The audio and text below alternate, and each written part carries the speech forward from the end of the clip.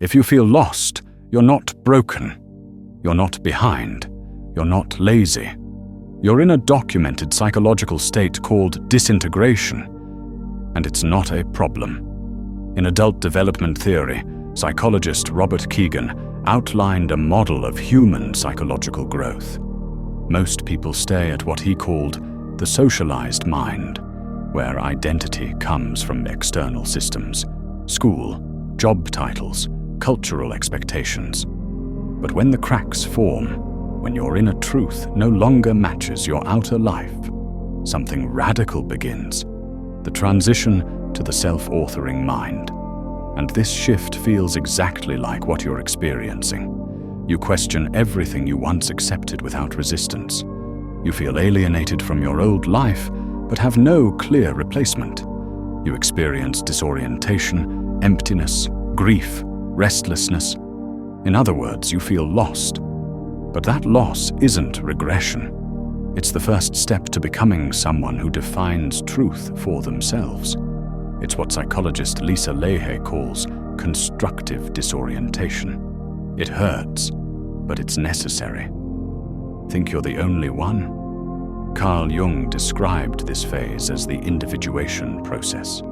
It begins when a person stops identifying with their mask, the persona, and confronts the parts of themselves they've been taught to ignore. In modern neuroscience, researchers like Dr. Lisa Feldman Barrett explain how the brain constantly constructs meaning based on past predictions. So when your environment changes, or your internal story no longer fits, you feel lost because your brain is literally rewiring itself. Confusion is not weakness. It's neural plasticity in action. Even in philosophy, Søren Kierkegaard said, "The greatest hazard of all, to be oneself." Becoming oneself is the most terrifying endeavor a human can undertake. The people who feel lost are not collapsing. They're simply no longer willing to live a life that isn't theirs. You're using an old map for a terrain that no longer exists. The map says, do what you're told, work hard, achieve, and you'll be happy. But the terrain is showing you otherwise. You did all those things, and you still feel empty. So now you're stuck in between. The map doesn't work. The new one hasn't been drawn yet. That space, that terrifying, uncertain, foggy space, that's called growth. You are not lost. You are in the process of being found. And what makes this harder is the lie you've been sold your whole life.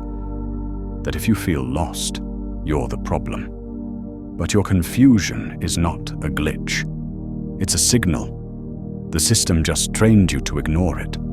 Why? Because confused people buy solutions. Burnt-out people keep scrolling. Insecure people chase titles, praise, and products. If you blame yourself, you stay dependent. If you question the system, you become free. And freedom is very inconvenient to the machine. So if you feel lost, that means your programming is unraveling. It means your old identity is no longer running the show. It means you've started to wake up. Waking up doesn't feel like clarity. It feels like grief, like withdrawal, like floating in space with no ground beneath you. But that's not failure. That's reality without sedation. That's what happens when you stop distracting yourself long enough to feel the truth. And once you've felt it, once you've seen that your life wasn't really yours, you can't go back. The illusion is breaking. And you're not lost. You're just between lives, the one they gave you and the one you're about to build. Now we begin. Stephen Hawking once said, "The greatest enemy of knowledge is not ignorance, it is the illusion of knowledge." And that's where we begin. Because what most people call truth isn't truth, it's framing. It's a carefully curated version of reality, not fiction, but misdirection. And that makes it far more dangerous. The illusion isn't made of lies. It's made of stories you were given before you had the power to choose.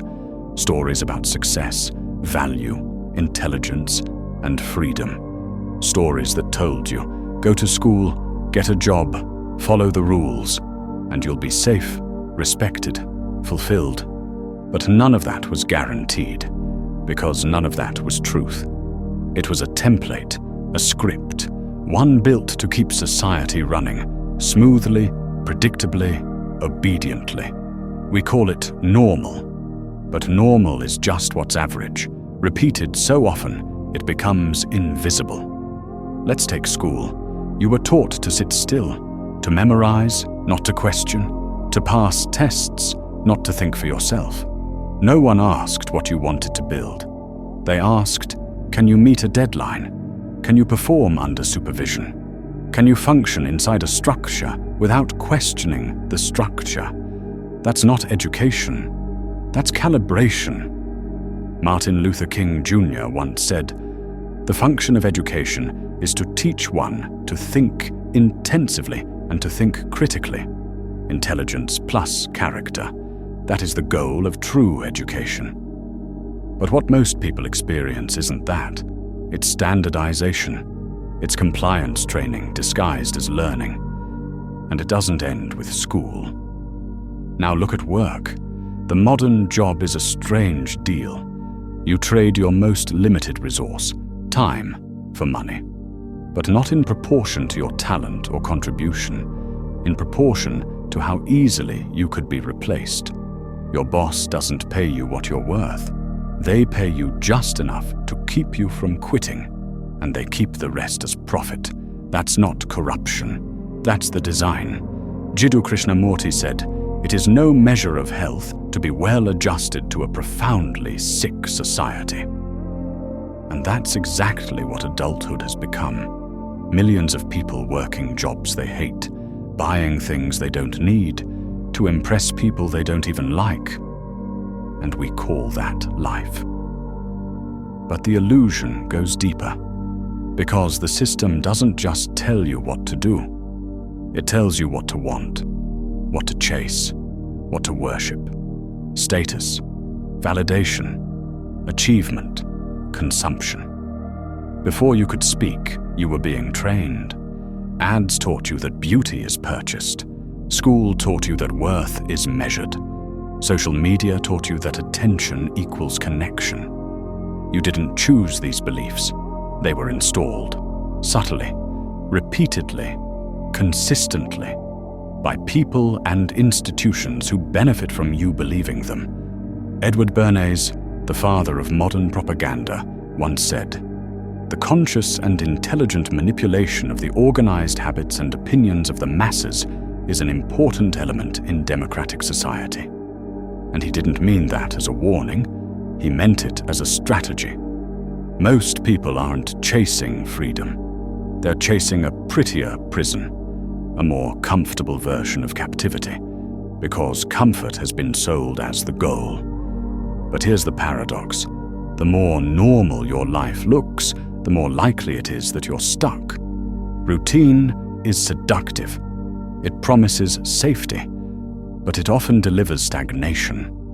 People don't question the illusion because it rewards them for compliance. You raise your hand, you hit your numbers, you follow the rules, and in return you get a promotion, a mortgage, a lifestyle packed with obligations. So tightly packed, you never stop to ask, is this even mine? Sigmund Freud once wrote that people do not really want freedom, because freedom involves responsibility, and most people are frightened of responsibility. And that's the truth. Comfort becomes a collar. Security becomes a cage. Most people don't want freedom, they want familiarity. And yet the deepest layer of the illusion is this. You can do everything right and still feel hollow. That emptiness you feel. It's not failure. It's not burnout. It's a signal. It means your life is out of sync with your soul. Humans are meaning-driven creatures. When you strip away meaning and replace it with metrics, status, and content, the soul begins to starve. But instead of nourishment, you're handed distraction, entertainment, dopamine, porn, doom scrolling, tiny bursts of pleasure to suppress a massive, unspoken ache. Henry David Thoreau captured it best. The mass of men lead lives of quiet desperation. And most won't admit it. Because to admit it would mean facing the terrifying possibility that everything they built may have been based on someone else's blueprint. That's what makes the illusion so durable. It doesn't need to be enforced. It just needs to be agreed upon. We all agree, silently, to keep pretending. To keep applauding the promotion, the house, the relationship milestone, even if none of it touches our actual joy. The illusion thrives on Porphyra. The illusion isn't random. It's not a bug in the system. It's the system itself. And like every system ever built, it serves someone. From the moment you're born, you're told your life is yours, that your decisions shape your future, that your struggles are personal. But what if your anxiety isn't personal? What if your burnout isn't a weakness? What if your confusion is structural? If you want to understand the illusion, stop asking what's wrong with you. Start asking, who benefits when I believe this? There's no shadowy room full of villains pulling levers behind the scenes. That's not how power works anymore. You don't need a conspiracy when you have incentives. Systems are self-reinforcing. As long as they reward obedience and punish disruption, they'll keep shaping people to fit them. Power doesn't usually wear a crown. Most of the time it wears normal. It hides behind words like tradition, productivity, practicality. It shows up as, this is just how life works. But if you follow the incentives, the logic becomes obvious. It's profitable for schools to reward obedience over curiosity. It's efficient for corporations to promote loyalty over freedom. It's convenient for governments when citizens stay distracted, divided, and dependent. These are not mistakes. These are features. The moment you ask, who built this? The mask slips. In 1988, Noam Chomsky and Edward Herman published a book called Manufacturing Consent. Their message was clear. The media doesn't exist to inform you. It exists to condition you. What gets amplified isn't truth. It's usefulness. Not to you, to power. Ask yourself, which stories get airtime? Which outrage gets manufactured? Which narratives repeat until they feel like fact? The news cycle isn't there to wake you up. It's there to keep you spinning. Because if you can shape someone's perception of reality, you don't need to control their behavior. They'll police themselves. They'll self-censor. They'll fall in line. That's the genius of soft power. As Chomsky said, propaganda is to a democracy what the bludgeon is to a totalitarian state. The most effective form of control is one you never even recognize. Most people believe they're free because they can choose, left or right, iPhone or Android, Coke or Pepsi. But that's not freedom, that's market segmentation. It's the illusion of choice, not autonomy. You're not choosing your direction. You're choosing between pre-approved lanes. Voting feels empowering, but most candidates are funded by the same donors. Education feels enlightening, but teaches the same worldview. Success feels personal, but is graded on a scorecard someone else wrote. This isn't a democracy, it's a curated sandbox. Chomsky said, if you want to control a population, give them the illusion of choice. And it works, because it feels like freedom until you try to leave. That's when you see the bars. Now look up, not at the middle class, not at the high achievers. Look at the top. A tiny percentage of humans control most of the world's wealth and influence, and their power isn't held by force. It's maintained through cooperation, through participation, through your belief. They need you to keep going to work. They need you to stay in debt. They need you to keep chasing, spending, scrolling, proving. Because the moment enough people stop playing, the game stops working. That's the irony. You're not just trapped in the illusion. You're powering it. Culture isn't just art and music and holidays. It's the software of society. It installs itself in your mind and runs in the background, shaping what you value, what you fear, and what you ignore. What does it teach you? That fame is success, that rest is laziness, that your worth can be measured, that questioning anything makes you unstable. Culture isn't a mirror, it's a blueprint, and almost no one asks who drew it. You were taught to laugh at conspiracy, to mock spirituality, to idolize celebrities, to fear solitude. You were programmed to reject anything that could wake you up. And when you start to ask deeper questions, people around you will try to stop you, not because they're wiser, but because they're afraid you'll see something they can't. This is the real algorithm of control.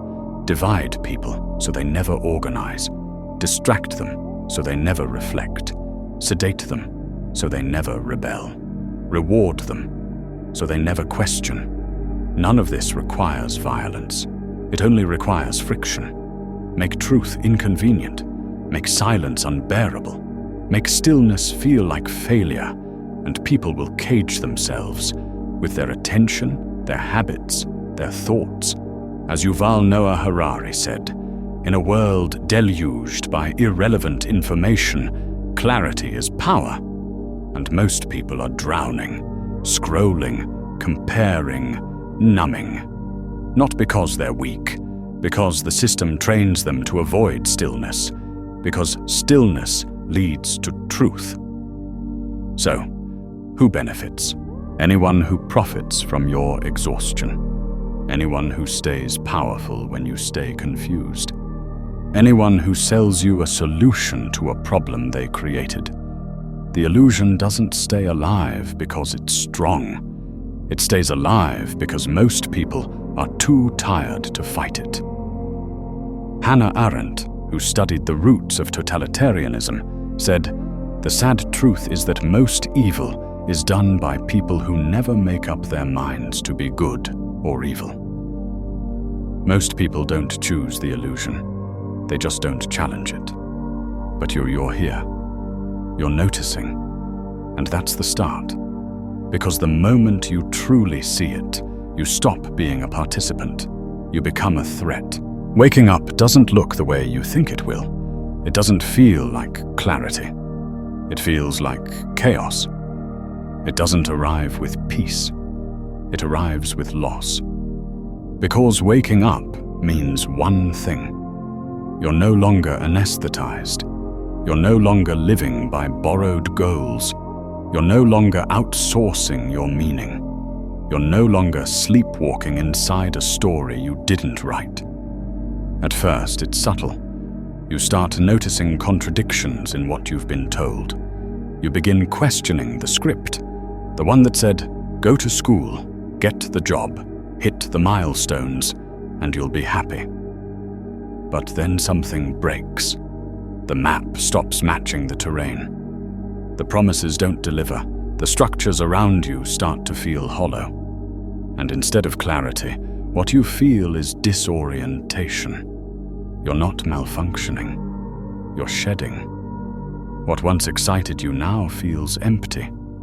The accolades, the ambition, the chase, they don't land the way they used to. You stop performing for invisible audiences.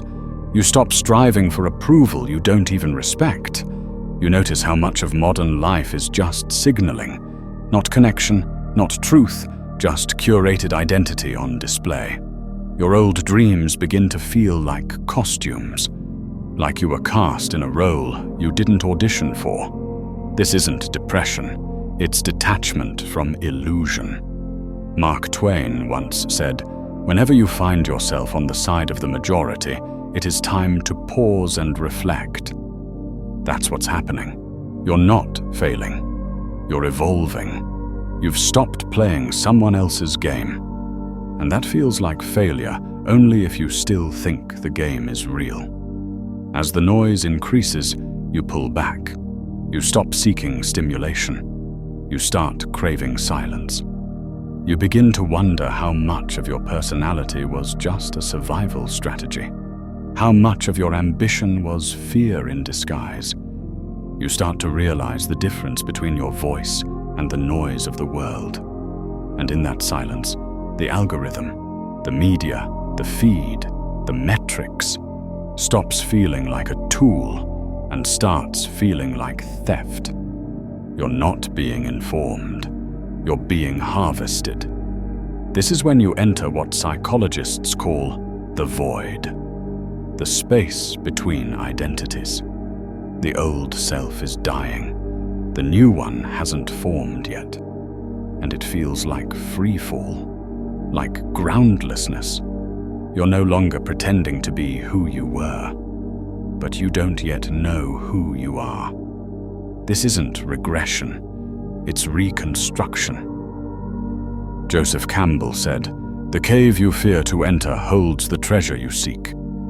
And the void is that cave. But most people retreat. They run back to distraction, to performance, to whatever feels familiar. If you can stay, if you can remain present in the fog, you begin to hear something deeper than your thoughts. You hear something ancient, something quiet, something yours. And then another shift. You begin to see through people, not with judgment, with precision. You feel when someone's speaking to impress. You sense when presence is being performed. You start to crave depth instead of polish, honesty instead of aesthetics. You'd rather sit in silence than small talk. You no longer lie just to belong, because you're no longer interested in belonging to what's false. Your definition of success begins to erode. You ask, what's the point of winning if the prize is disconnection? What's the point of ambition if it never ends? You stop admiring busyness. You start respecting presence, stillness, congruence. You don't want to conquer anymore. You want to remember. Remember your own pace, your own rhythm, your own truth. Socrates once warned, "Beware the barrenness of a busy life." And you finally understand what he meant. This is where you reclaim inner authority. You stop asking for permission. You stop outsourcing your truth. You stop waiting for someone to tell you what's allowed. You start asking, is it real? Is it aligned? Is it mine? You don't just believe different things. You relate to reality differently. This is when the illusion truly collapses. Because the illusion only survives if you keep believing it has power over you. But once you stop participating, not in theory, but in your nervous system, in your daily choices, you become untouchable. You are no longer governed by an external validation. You're not rebelling. You're just done performing. You're not above anyone. You're just free. Waking up doesn't make you superior. It makes you responsible. Because once you see clearly, you can't go back to pretending. You can't pretend the system makes sense. You can't pretend the chase feels good. You can't pretend you don't know. And yes, that clarity might cost you comfort. It might cost you status. It might cost you people. But what it gives you is worth more than any of that. It gives you your mind, your peace, your direction. It gives you back your life. There is no final arrival, no mountaintop moment, no end. There's only presence, honesty, alignment. And from this place, the world starts to look different. Not because it changed, but because you finally stopped filtering it through someone else's lens. There's a quote, anonymous but piercingly accurate, that says, "The truth will set you free, but first it will shatter everything you believed." And that's exactly what awakening feels like. If it were pleasant, more people would do it. But it's not. It's brutal. Not because the world changes, but because you finally see it clearly. And once you see it, you can't unsee it. And you can't go back. Awakening doesn't arrive as some rush of enlightenment. It arrives in pieces. It arrives as a slow, relentless breakdown of everything false. Your old beliefs, your old roles, your need to be liked, your attachment to performance. It's a series of quiet deaths, and like all deaths, it comes with grief. You begin to mourn a version of yourself that never really existed, the version of you that followed the rules, that trusted the system, that truly believed if you just did everything right, it would all work out. But it didn't, and it won't. Because the game was never built for your fulfillment. It was built for your participation. So now you're left facing the void, and it's terrifying. You grieve the goals you once chased, the identities you used to wear, the imagined future that was always just out of reach. As poet David Whyte said, the process of awakening is often the process of breaking your own heart. But this heartbreak isn't a flaw. It's sacred. It's the necessary collapse of illusion. Because only when you let go of the life you were performing can you begin to live one that's actually yours. And as you start to change, the world doesn't celebrate. It resists. You outgrow conversations. You outgrow environments. You even outgrow people you used to love. Not because you've become superior, but because what once felt natural now feels hollow. You stop laughing at things you don't find funny. You stop nodding at things you don't believe. You realize that much of what you called friendship was actually shared illusion, and that hurts.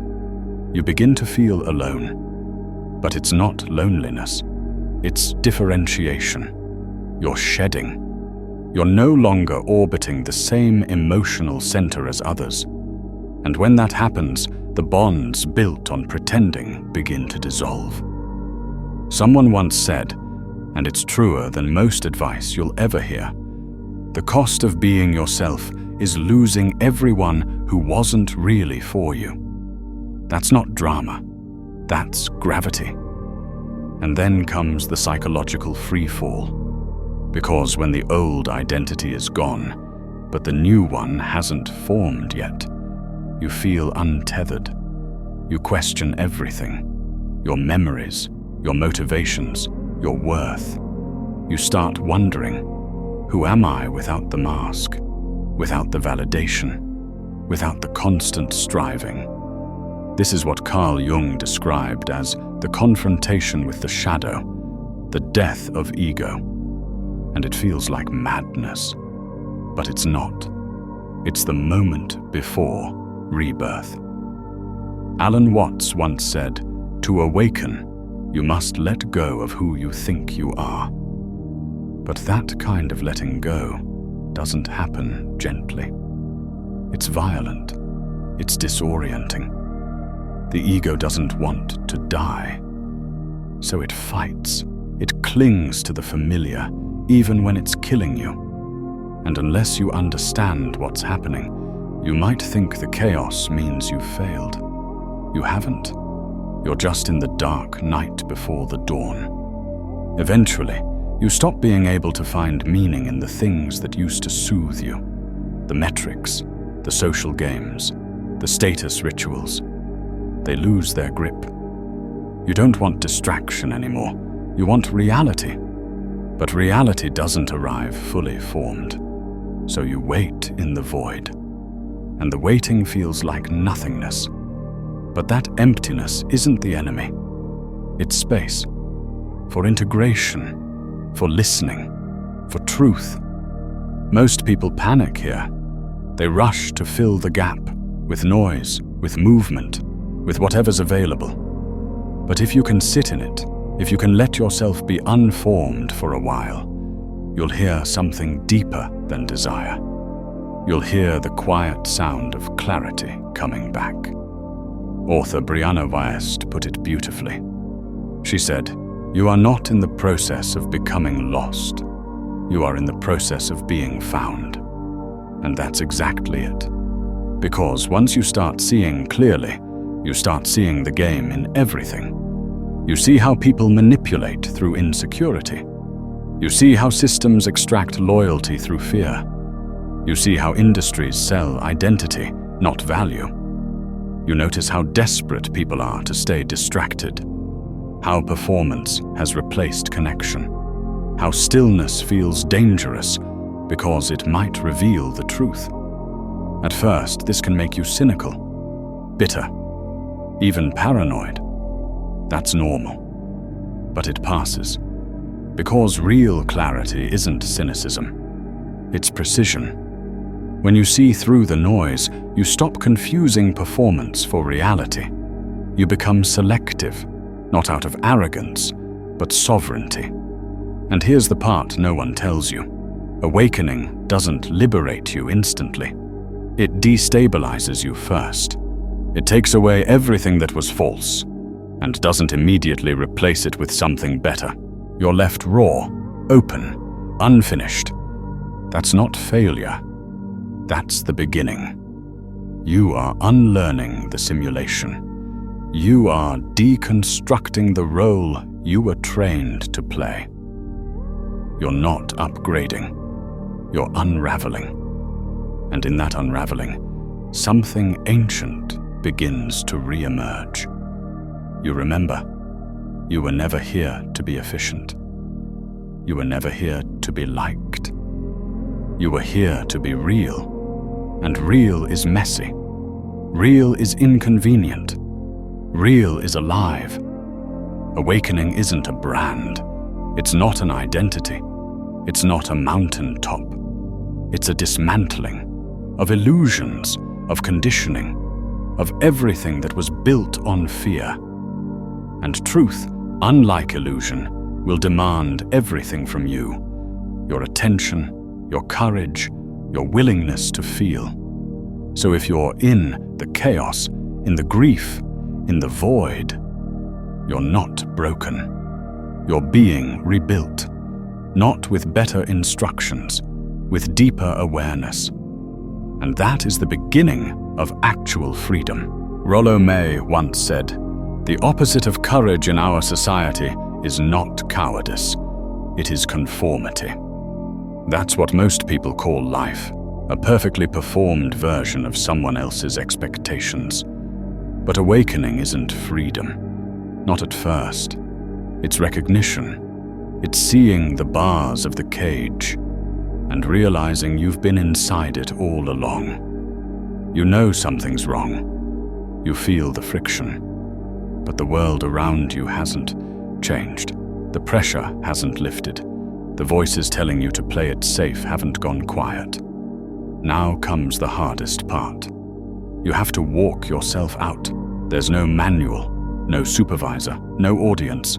Freedom isn't granted, it's claimed.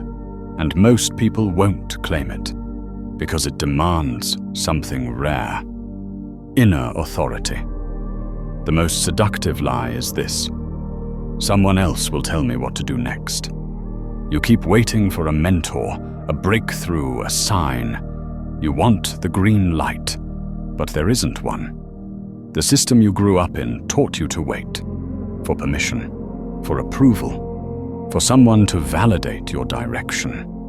You were taught to ask, "Am I allowed?" instead of, "Is this true for me?" But here's the truth. There is no door. You build it yourself, brick by brick, decision by decision. You stop waiting and you start constructing. As Tony Gaskin said, if you don't build your dream, someone will hire you to help build theirs. To break the chains, you must question what they're made of. Most people aren't trapped by fences. They're trapped by definitions. Work is defined as labor. Time is defined as currency. Value is defined by productivity. But what if work isn't your identity? What if time isn't something to spend, but something to live inside? What if value is something you feel, not something others measure? You don't just challenge the system intellectually. You challenge it existentially. You stop asking, how can I win at this game? And start asking, why am I playing it at all? In the industrial world, power came from labor. In the digital world, power comes from leverage. And leverage means this: you need systems that work when you don't. You need assets that function without your constant presence. You need to productize your skill, your mind, your truth. Build once. Let it work forever. Entrepreneur Naval Ravikant calls this permissionless leverage. He says, escape competition through authenticity. Do what only you can do. What feels like play to you, but looks like work to others, and build systems around it. You don't need a boss, you need a system. One that reflects who you are, not what the market demands. But here's the cost. You will have to be alone. There's no way around it. Breaking away means walking alone. Long enough to build an identity that doesn't depend on belonging. You will lose people. You will be misunderstood. You will disappoint expectations you never agreed to. People will say you've changed, and they'll be right. Because the price of staying the same was your sanity. You no longer owe anyone the version of you they were comfortable with. Henri Nouwen once wrote, "Solitude is the furnace of transformation." And he was right. You don't escape the system by arguing with it. You escape by stepping away from the performance. And that requires stillness, silence, the willingness to not be understood. You must stop consuming and start creating. A free person is not someone who scrolls all day. A free person builds, creates, shapes. This doesn't mean you need to be famous. It means you need to produce more than you absorb. It means making things, not for attention, but for truth. While most people scroll, you build. While most people react, you refine. While most people wait, you act. You don't need more information. You need integration. You already know what's false. Now it's time to live what's real. Visibly, consistently, without apology. And you must detach from the outcome. You can't be free if you're addicted to approval. You can't speak truth if you need to be liked. You can't stand tall if you're bending to applause. To build a real life, you must stop worshipping metrics. Followers, views, status. These are numbers, not nourishment. Freedom means living a life you respect, even if no one claps, even if no one notices, even if it costs you everything. Because real peace doesn't come from comfort, it comes from congruence. From waking up and knowing your actions match your values. That is rare. That is power. Paulo Coelho said, "Freedom is not the absence of commitments, but the ability to choose and commit to what is best for you." That's what you're doing. You're building a life rooted so deeply in truth that no algorithm can hijack it. No crisis can shake it. No trend can distract it. The final stage of breaking the chains is integrity, not rebellion, not escape, not wealth. A life so aligned that external pressure has no foothold. That's when you become unbuyable, unthreatenable, unprogrammable. You are no longer governed by fear.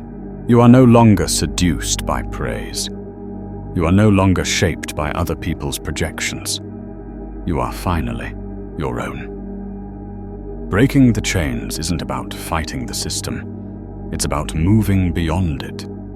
You don't need to burn it down. You need to become irrelevant to it. That doesn't start with a revolution. It starts with a remembering. Remember who you were before the rules, before the roles, before you asked if you were allowed. Now you know. You don't need permission. You need conviction. Freedom doesn't come from winning the game. It comes from walking away and never asking to be let back in. There's a quote, origin unknown, that says, "The price of truth is everything you built on a lie." And by now you've paid it. You've seen the illusion. You've felt the fracture. You've survived the collapse. So what comes next? The world hasn't changed. The noise is still loud. The machine is still winning. But you've changed. And that means everything. Because waking up was never about becoming smarter. It was about becoming honest. Honest enough to stop performing. Honest enough to stop waiting. Honest enough to reclaim your own mind. This isn't about becoming extraordinary. It's about becoming undeniably yourself. In a world that profiteers when you forget who that is. And the path forward? It's not dramatic. It's not virile. It's not made for applause. It's quiet. It's consistent. It's lonely at first. But it's real. And it's the only path that belongs to you. You stop seeking. You start building. You stop looking for gurus. You stop collecting quotes. You stop obsessing over what's next. You build habits that reflect your values. You build systems that protect your peace. You stop asking for advice. You start listening to your own voice, not because it's always right, but because it's the only one that's ever truly yours. You make things. You try. You fail. You learn. You keep going. This isn't the curated version of healing. This is the real thing. No filters, no slogans, just effort, just integrity. You begin to anchor yourself in what's real, in your body, in your breath, in your work, in things so small they can't be corrupted by the algorithm. You stop trying to escape the world. You stop trying to dominate it. You simply stop letting it dictate who you are. You define success by peace. You measure wealth in clarity. You choose depth over noise. You choose meaning over motion. You choose to live fully, not perform endlessly. Author Brianna Wiest said, "You don't need a new life. You need a new lens." And she's right. Because once your lens is clean, you stop needing to reinvent everything. You just show up, present, grounded, and awake. You stop arguing with sleepwalkers. You no longer debate people defending the dream. You no longer try to wake up those who aren't ready. You recognize they're not enemies. They're just earlier versions of you. And just as no one could have convinced you before you were ready, you stop trying to convince anyone now. You become quiet, focused, detached. Not because you've checked out, but because you've finally checked in. You become a quiet force. Real awakening isn't flashy. It's not loud. It doesn't announce itself. It's calm. It's clear. It doesn't need to be seen. Because once you know who you are, and once you know what this world really is, you stop needing to prove anything to anyone. You don't need to escape. You don't need to conquer. You just live, deliberately, visibly, and aligned. You stop fighting shadows. You stop chasing ghosts. You stop waiting to be chosen. You realize you were always the one you were waiting for. There is no finish line. There is no grand arrival. There is only presence, honesty, direction. You will fall. You will forget. You will get tired. But now you know, and that knowing lives in you like a compass. You can't lose it.